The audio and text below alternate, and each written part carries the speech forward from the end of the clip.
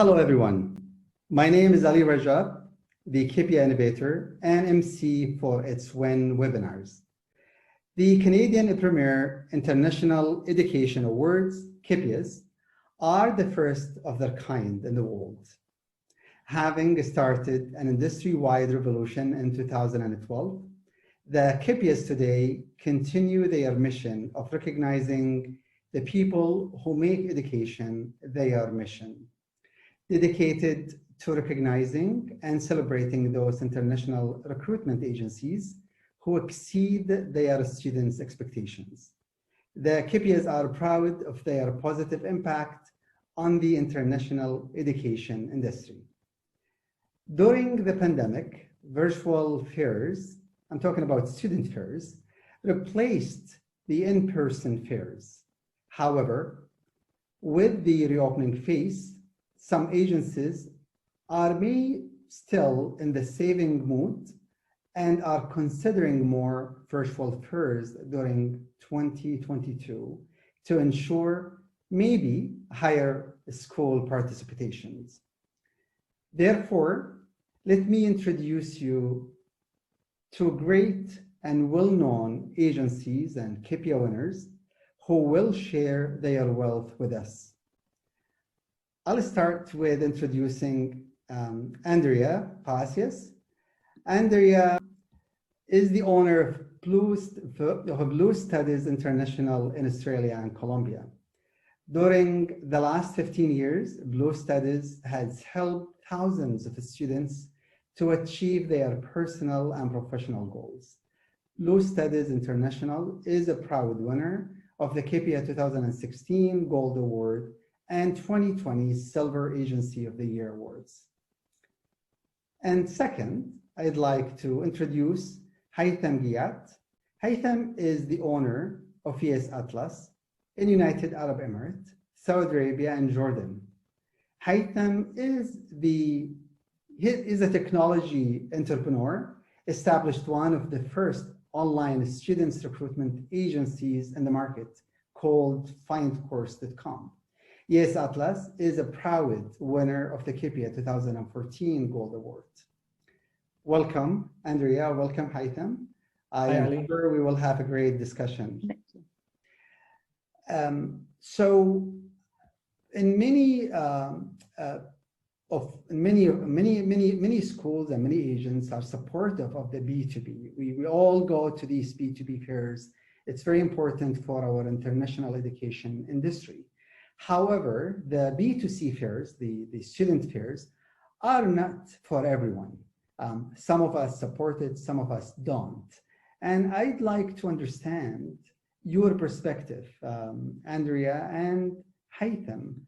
What do you think of these student fairs? Let's start with you, Andrea. Well, we've been organizing student fairs since 2013. We used to do it in person until probably 2 years ago. We have to switch to virtual fairs. And I think for our market, it's been very good, where students can meet with the representatives. And we market into probably two types of students, like students, well, no students, but clients that are already with us, but they just want to make the final decision. So they will go to talk to the university or school representative. And we have a new people like wanting to know about the destinations, the different courses. So for us, it's been great, and also virtually allow us to get into more and more people, like people probably in small areas, the small cities where usually the student fairs don't go. Thank you so much, Andrea. What about you, Haytham? Are you supporting student fairs? Why not? Last event we did in 2015, it was massive, and since then we decided not to do it.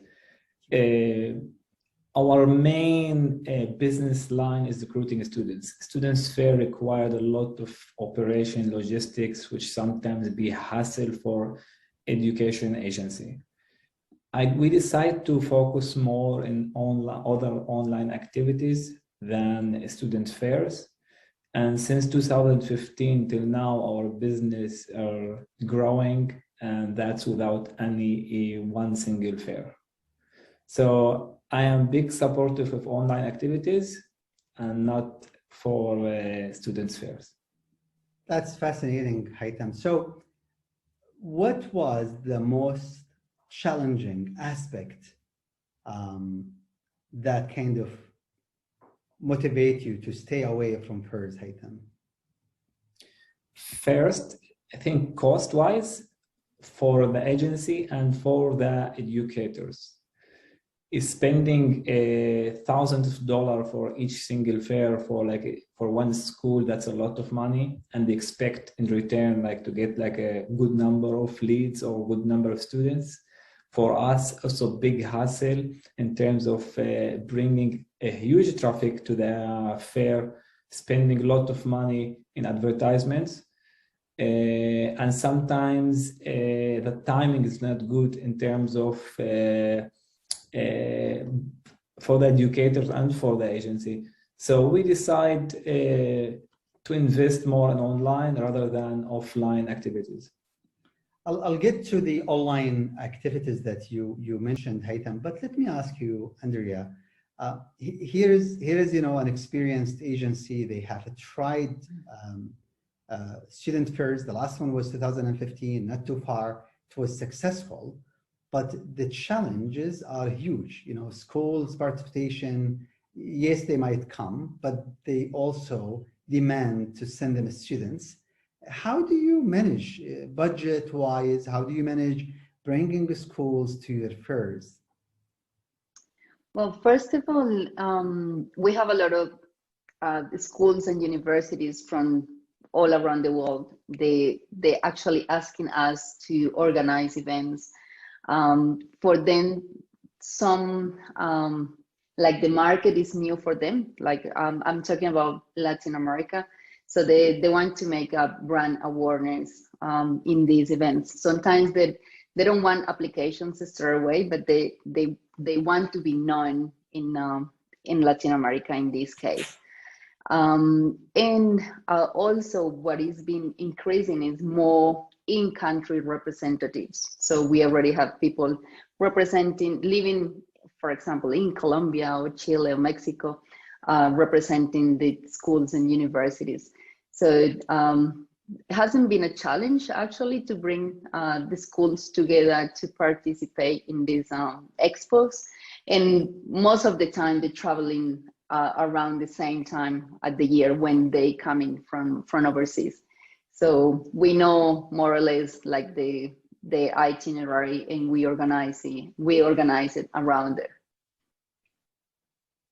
That's great to hear. So I hear completely two different perspectives. Back to you, Haitham.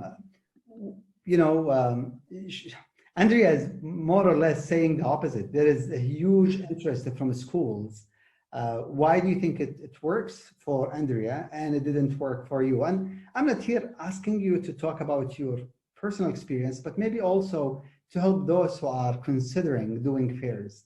Is it as easy as Andrea is mentioning? The schools are finding these student fairs the right vehicle to enter new markets? I think it's different from market to market, In the Middle East, online become the coolest things. The new generation, the Z generation, they prefer to do things by themselves. They prefer to search things online.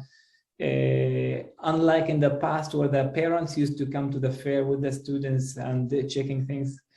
And I think traveling to the Middle East, or especially to Saudi Arabia and Riyadh, it's also hassle in terms of visa and logistic and everything, where maybe Colombia is good fun, schools want to travel to Colombia, have fun and try the food there or everything. So, and the weather maybe is better. So it could be, but for us, some agents still doing fairs in the Middle East, but I don't think it's effective. So back to you, Andrea, again. You've done fairs before the pandemic. You've done fairs during the pandemic. I know your last fair was maybe what, a few weeks ago, 3 weeks ago. 3 weeks ago. Can you just tell us a bit about your virtual fairs? Are you getting more students? Are you generating more revenue? Do you have more schools participating in your virtual fairs? Yeah, well, actually, because it's virtual, so everyone can connect it from where they are. They don't need to travel. So in terms of cost, obviously, it's going to be less than the in-person fair, and the organization, the logistics, also very different. So we have more schools participating. I will say probably 3 times more than in-person fairs. And also we have more students. We have more like 10,000 students getting into the expo, like actually exploring the expo, talking to the representatives, attending the webinars. So allows to get into more and more people where they probably in a different areas of, as I mentioned before, like small areas, like small cities from the whole South America. Haitham, back to your approach, which is completely different. You mentioned at the beginning that you are focusing on online rather than holding such events. And I know Find Course is very popular. You've been doing it for years now, and I think you are one of the well-known agencies who have a platform that's doing the magic for them. And I understand that during the pandemic, you created, with your IT background, another platform called Mudarabi.com, which is kind of a tutoring platform that created, I think, about 3,000 visitors, as I read in your website there, or one of your posts, 3,000 visitors, per day. Can you tell us and educate our audience, how can they benefit from the technology if they'd like to stay away from events such as student fairs? Part of our job, we help educators to know the local market and invest also in digital marketing. So we still tell them, okay, you need to spend money. Instead of spending the money in the fairs, you do it online, and you will get better return on investments online, because it is easier to target, target the students based on age, based on interest, based on availability, time, whatever. So we educate our partners how to invest their money and how to bring traffic to their website or whether to our website to generate like good number of leads. So Mudarabi, we launched this project almost in the last year, since many of our students could not travel and they still need to get kind of education or support. So the platform helped students to study online. So basically they could search for teachers and book online lessons and get benefit from remote teaching. So do you think this is kind of related to the international education recruitment, or is it a bit different? I would say at this stage it's not, but the second part of it, yes, we will be introducing like another part which educator could be part of this platform, because we are going to educate or to give our audience like to access to our partners through the platforms and study some of their certificates online. That's fascinating. So basically you are utilizing your strength in technology to bring more clientele to your platforms. So back to you, Andrea, and back to our topic, which is fairs, student fairs. Agencies, and I'm not talking about you, and I'm talking about the Blue Studies, but agencies at large rely on generating cash flow from their partner schools in terms of helping them to come and participate in these fairs. And this strategy might fire back, as Haytham maybe mentioned. If the school don't get enough number of students, that fair might sour the relationship. If the school don't get a good return on their investment within 10 months or 6 months or a year. What do you think? I'm not talking about Blue Studies. I'm talking about other agents' experience when it comes to organizing fairs. Well, I think it depends how you organize it and how's the deal that you make with the school. In our case, we had two strategies. So with schools and universities that we really working closely together, we like the fair is part of the whole strategy. So we have the before, during, and after it's like online strategy to get many leads. So sometimes we work with them with a credit note. So with the applications that we send to the schools, we get paid for the expo. So that we assure that they will get that they want, and we get what we want as well. But with some, like especially like new schools, new universities, new to the market, that probably just starting working with us, it's more like as I mentioned, like brand awareness. They're happy with that. They had budget to have a presence in that market. So we really haven't got like many disappointment from schools. They will know what they're gonna get. And as I mentioned, it's not just paying for the fair. It's more like a whole strategy, online strategy with them. We also work with them with the presence online and doing many other activities. Yes. So, Haytham, you are a man with a great IT background. Would you consider redoing student fairs, but virtually, using your background IT to hold these type of fairs in the future? It's a good question, Ali. The thing that everyone is doing that now is we're trying to avoid it. We're trying to be unique from what we're doing. So that's part of the competition. I noticed virtual fairs become like so popular here. So I think we're going to try to avoid it. Back to you, Andrea. I know, your marketing strategy, as you mentioned, requires you to keep maybe doing fairs. It's a very important component if the success of a Blue Studies International. How many fairs do you think you will do in 2022 virtually, and how many fairs in person? And what is the revenue or profit margin ratios and if you do virtually versus in person? You don't need to give me figures, but ratio, is it going to increase by 5% if you do it virtually, or it's going to go down by 5%? That kind of information might help other agents to learn from you.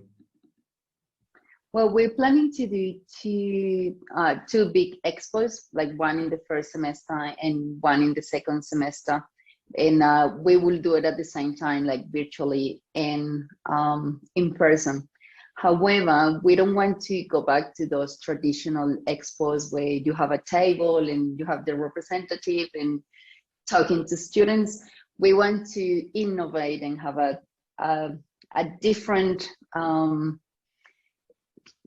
different kind of experience where when people go in person.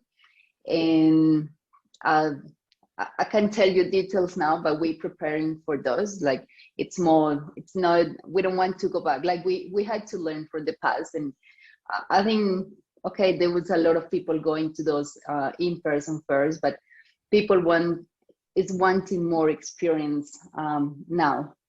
And we probably will do more virtual apart from those big ones. We had governments from, especially from Australia and New Zealand, asking us to do like a small, just for specific areas or specific states to do those expos.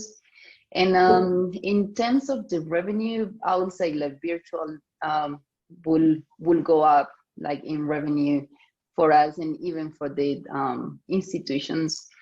I will say like probably like 20-25% more revenue if you do it virtual than in person. That's amazing. You are very open. I'm going to take advantage of your transparency. Do you recommend other agents to do virtual fairs moving forward? Do you think the challenges are very, very minimal for agents to do student fairs?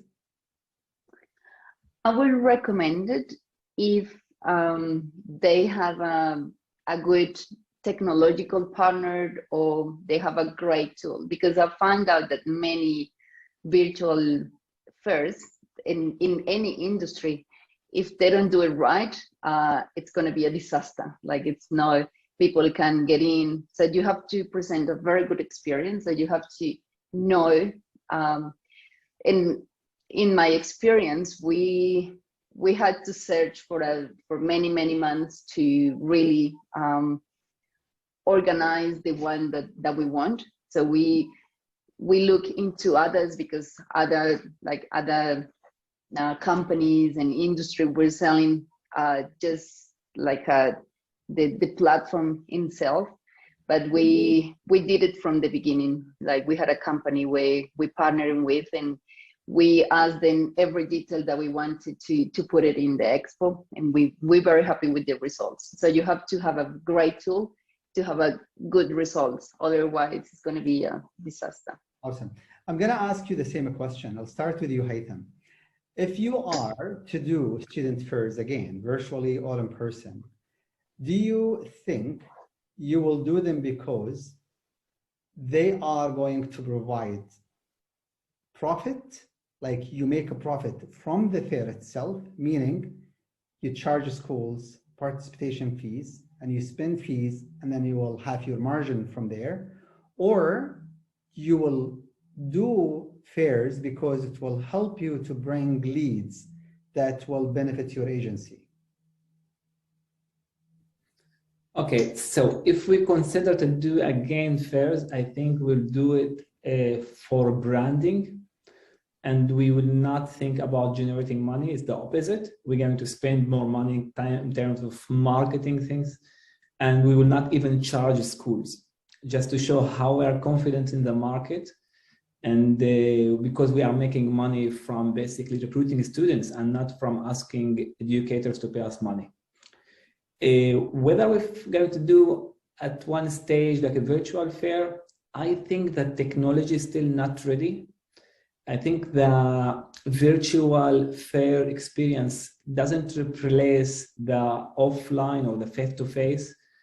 I believe in a couple of years we might see like different technology. If you heard Mark Zuckerberg from Facebook talking about the virtual Facebook or the futures.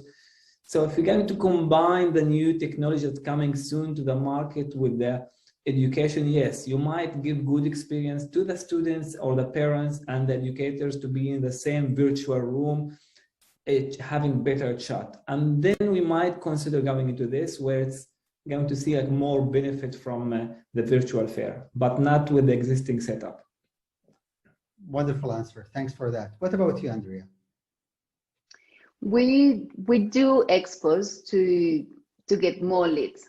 Like it's part of our exercise of marketing. So we don't do expos to make money.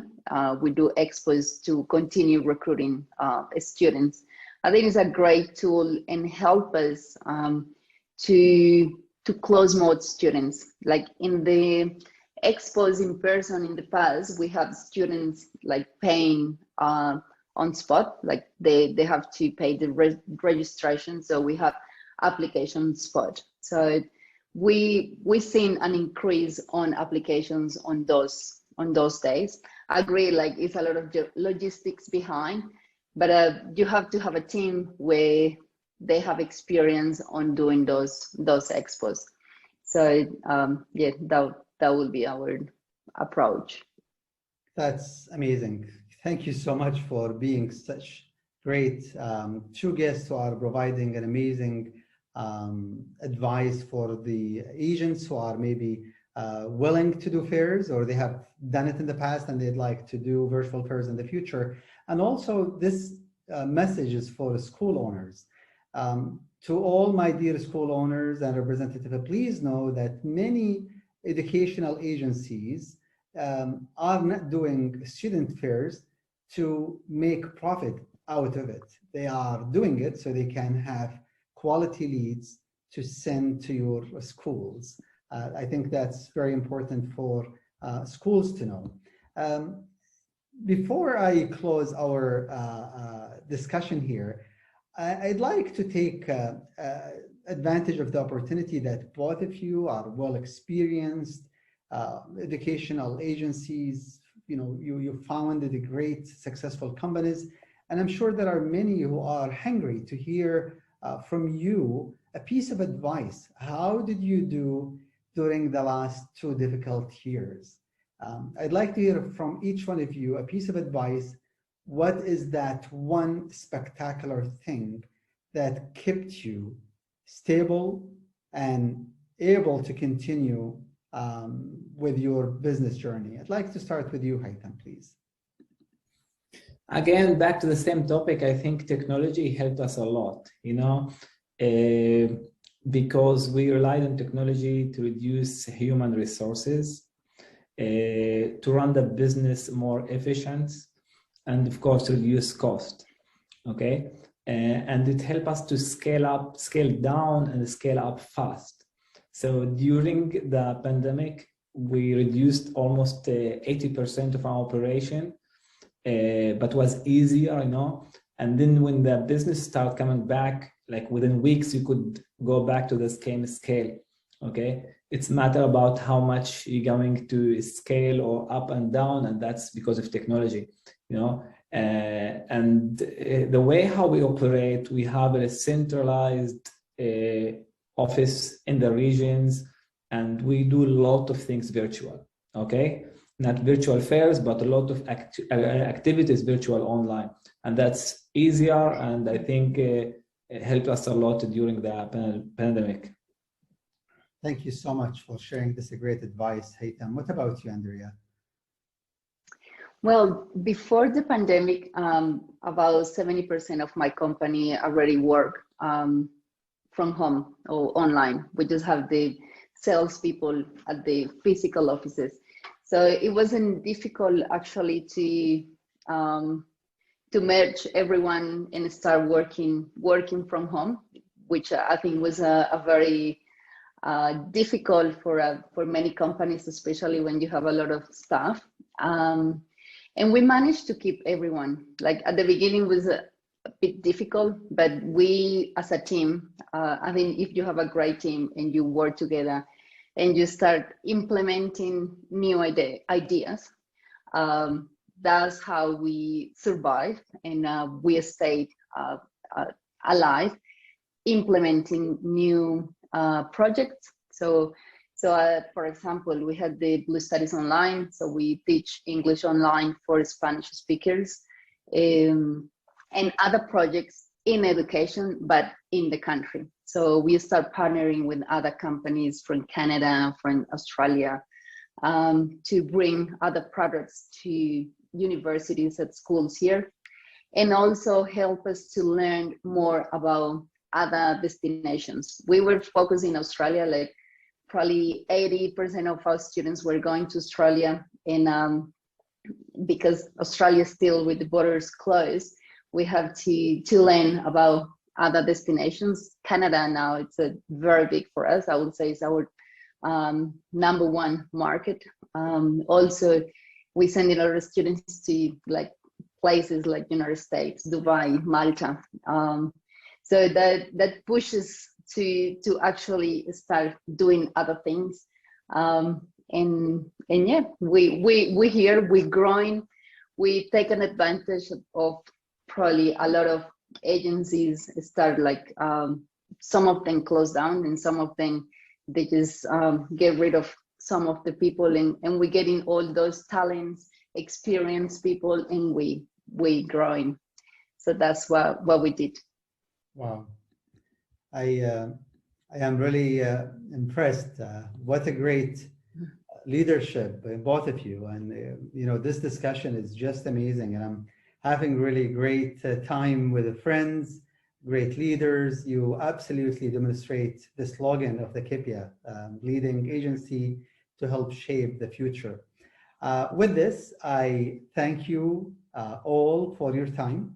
I'm sure that many business owners will benefit from your experience, not only maybe in our industry, but in the other industries as well. I wish you the best. And for those who made it to the end and are hearing me now, thank you so much. You are a great listener. For you, please type your comments below this YouTube video. I will be happy to read your comments. And I really look forward to joining the CPIEA Gala virtual event in April and see all those great applicants who applied. There are still about 60 days, more or less.